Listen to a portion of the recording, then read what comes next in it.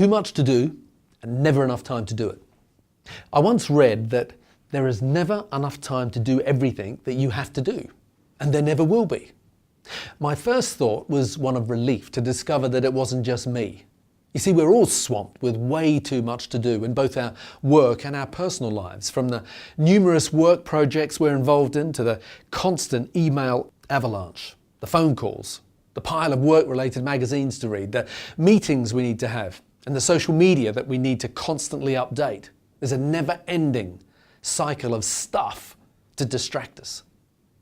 And then there's our personal lives, the hobbies we want to start, the time needed for our relationships, time to relax and rejuvenate, time for exercise, and time to get through the pile of books that you promised yourself that you will one day get to.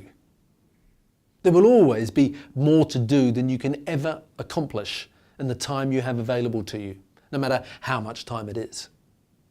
You start to get control of your time and your life once you stop doing some things and focus on spending your time on the few activities that will really make a difference to your life and learn to let go of the rest of it. Sounds simple enough, doesn't it? So where do we start? I think the first thing to do is to identify what your biggest time wasters are. And if you can get on top of them, you can focus on your top priorities, which are the things that really make the difference. So what are the 7 biggest time wasters for most of us? At number 1, it's a lack of structure to your time.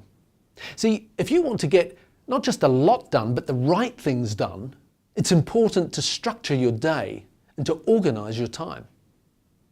My suggestion is that you plan the following day the night before, so that when that day comes, you hit the ground running, so to speak, with a feeling of control and purpose, as opposed to reacting to whatever the day throws at you. So remember to structure your day, block time out to get things done that you need to do at both a professional and a personal level. I call that plan the work and then work the plan. At number 2, it's over-accessibility. There is no law that says you have to take every phone call when it rings, or that you have to reply to emails instantly or allow others to drop by and interrupt your time when and as they please. You can choose to turn your phone to message bank and then reply to all phone calls and emails in a scheduled time frame of your choice. You can also set it up with your team or family that there are do not disturb times that actually do mean do not disturb. Remember, if you're accessible all the time to everyone, you're passing over control of your time and your productivity to everyone else. At number 3, it's doing too many things at once. Activity does not equal productivity. Multitasking might look like you're frantically busy, but there's a tendency for nothing to actually get finished, or if it is finished, it's not usually your best work. You're better to give 100% of your focus to the task at hand, complete it, and then move on to the next. Then at number 4, it's confusing busy work with real work. Take the hardest thing. It's probably also the thing that you want to do the least, and make it your number 1 task. Get that out of the way, and not only will it make you feel great, but it will probably also be something that was real work. Work that makes a real difference to your business and to your life. Busy work is all the day-to-day stuff that you hide behind. All of us do, procrastinating, holding you back from getting to the real work. At number 5, it's poor or no systems. Systemize everything that you can. Simple, efficient systems save time. They create predictability. They reduce stress, and they allow you to get on with the real work of running a business. Systems also allow you to delegate to other people on your team so that the work gets done to the standards that you want without you having to do all of it yourself. That then frees you up to do the things that genuinely only you can do.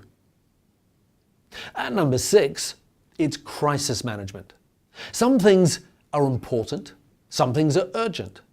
If you're always dealing with the latest crisis, the urgent, then you're never getting to what's important, in which case one of 2 things will happen. It will either become urgent, therefore your next crisis, or it will die of neglect, which will probably cost you in other ways. So remember to devote time to dealing with what's important but not yet urgent before it comes so.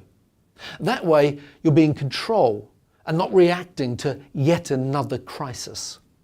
And finally, at number 7, it's lack of focus. Pick one task. Be absolutely clear about the desired outcome. Focus on it. Allocate the necessary time needed. Gather all the resources you need in order to complete it and then do it. We all have the same amount of time available to us, but some people manage to get a lot more done in the same amount of time. How do they do that? It's because they choose what the most important things are, and then they focus on doing those things. So, thank you for watching. If this has been helpful and you'd like to find out more about what we do, then visit me at growmysalonbusiness.com. And if you don't already follow me on Facebook or Instagram, you can do so at Grow My Salon Business. So have a great week.